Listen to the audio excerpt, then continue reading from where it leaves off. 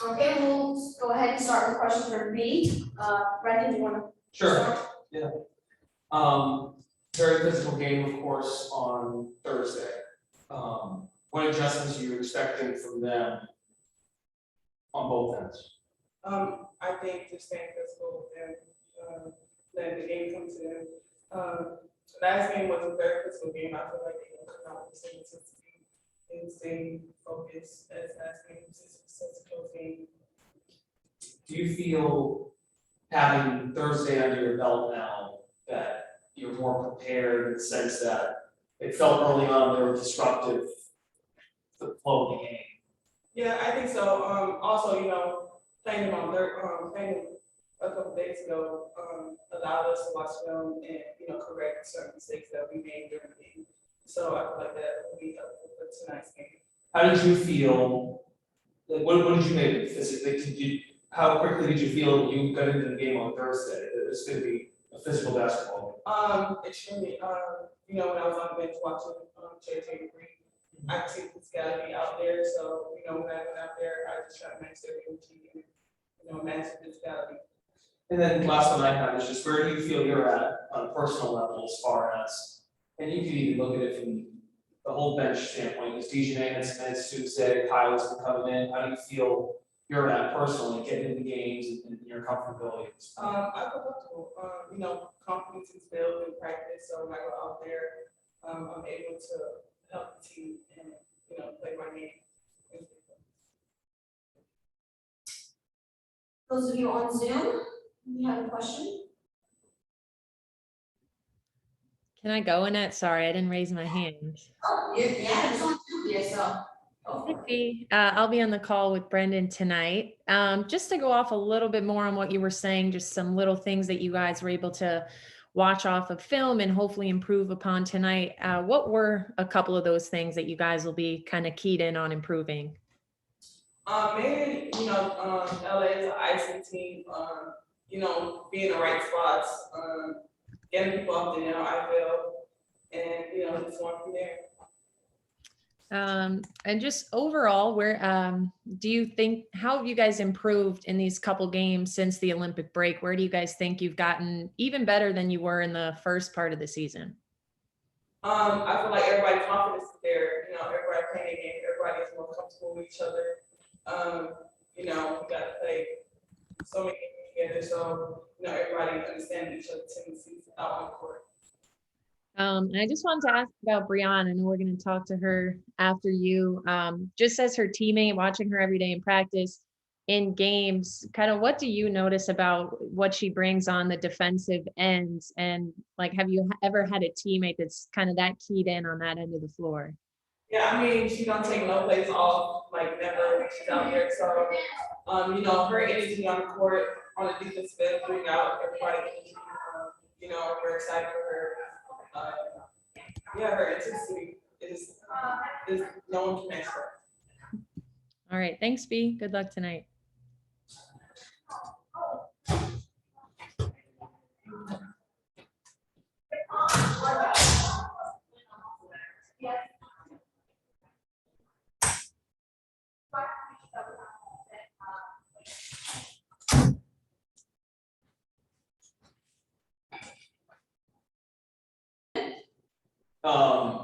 The clear identity of your team has been the commitment to the defensive end. In all of your years in the league, where does this team rank as far as commitment on the defensive end? That's tough. Up there for sure. In my time with Indiana, when we had, Tamika Catchings, we had Shamonte Zellis, myself,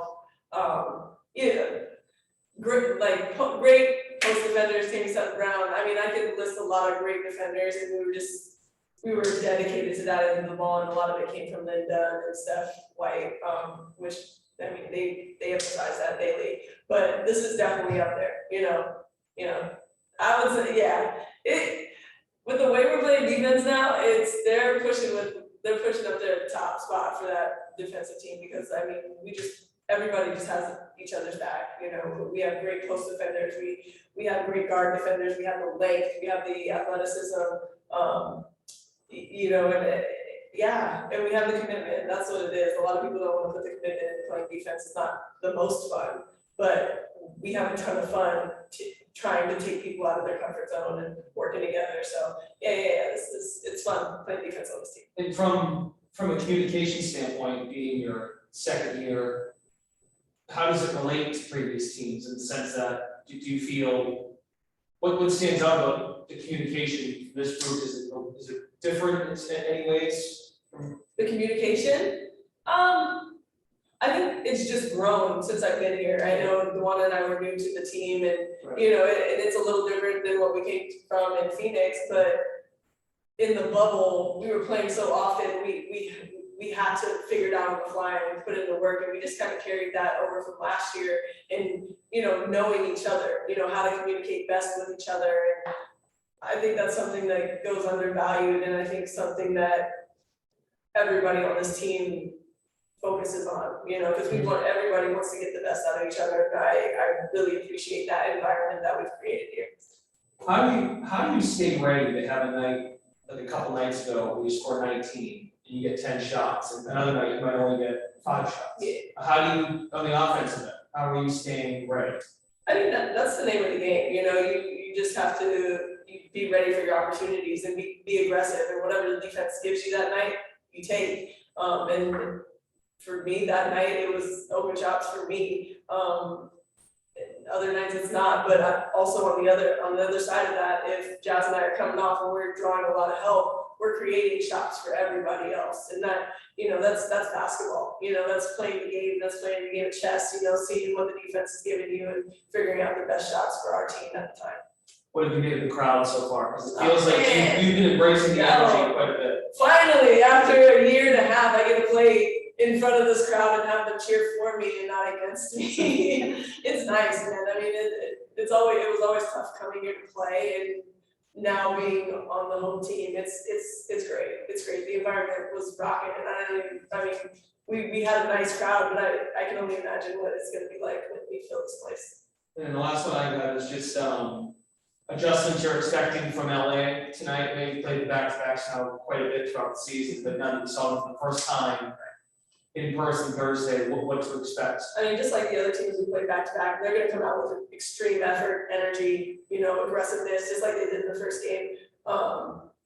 They hang their hat on their defense and turning people over to get easy buckets, and we have to make sure we stay composed this game and really execute and get what we want out of every possession. And they make that difficult. So today is just playing with poise, playing with good energy, and being disciplined to our game plan and the adjustments that we've made. Thank you. Kim? Hey, Brianne, I'll be on the call with Brendan tonight. Hope you're doing well. Sticking with the defense a little bit, just for you individually, can you remember like a certain moment or like kind of a time growing up playing where you realized like you really loved defense and you wanted it to be part of your identity as a player? I've always had coaches that have emphasized defense. And starting at high school, I guess I could say starting at high school, because we had a great defensive team in high school and our coach was all about it, but we just flew around the court, we turned people over, we were on the fast break. It was just fun basketball, like turning people over, getting easy buckets. And I think that's where it started for me, just seeing how, I mean, it's fun seeing people get out of their comfort zone, getting frustrated, you know, and benefiting off of that. I know that sounds terrible. It's a mean game we play, but yeah, you know, like doing that, seeing what you can do to take people out of their flow. And yeah, I guess it would have to say it started in high school. Long story, long answer short. Oh, that's great. Just what you said about like you enjoy seeing people get frustrated. Do you kind of take like every matchup personally? Like, is that kind of your mentality when you step onto the floor? Yeah, I mean, I take pride in my matchups, and you know, I put in the work. I watch film. I know tendencies. You know, plays. You know what plays they run for them, how often, which way they like coming off, which way they're more comfortable, all those things. I take pride in my preparation, and so every matchup I have, I want to shut them down, but also it's just, you go back to the team concept on defense and seeing where I can impact the game and help my teammates, and so on ball and off ball, just knowing your opponent and going in really focused, to try and stop them from scoring. Mhm. And I think your whole starting five is playing more than 30 minutes a game. And obviously, you guys, there's some veterans out there. You're not rookies or second year. How have you guys been able to just keep sustaining those heavy minutes and not have it really be a factor seemingly, in terms of fatigue or it really impacting the team in a negative way? I'm just giving credit to our coaching staff and balancing our load management, whenever we do have an opportunity to rest, taking advantage of that, and also, our support staff in getting us recovered the way we need to, whether it's cold tubs, massages, treatment, just taking care of us. And like you said, we're veterans, and we know what we need to do to make sure we show up ready to play. And, some days it's not easy, you're gonna feel it, but you can't think about the amount of minutes you played last game. You just got to be focused on that in that moment, and you have 40 minutes to give everything you have in that moment, and then after that, you do everything you can to recover and be ready for the next one. So. Great. And then just the last one, you said just for you guys looking to execute a little better in some ways tonight after reviewing Thursday's game, just kind of what are some of those little things that you think will make a difference tonight? Just making sure our spacing is better.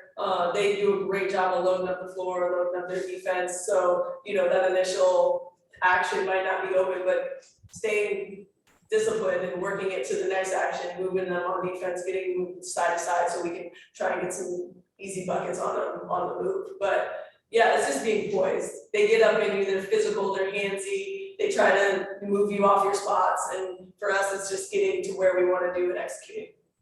Getting to where we want to do and executing, yeah. All right. Thanks so much, Brianne.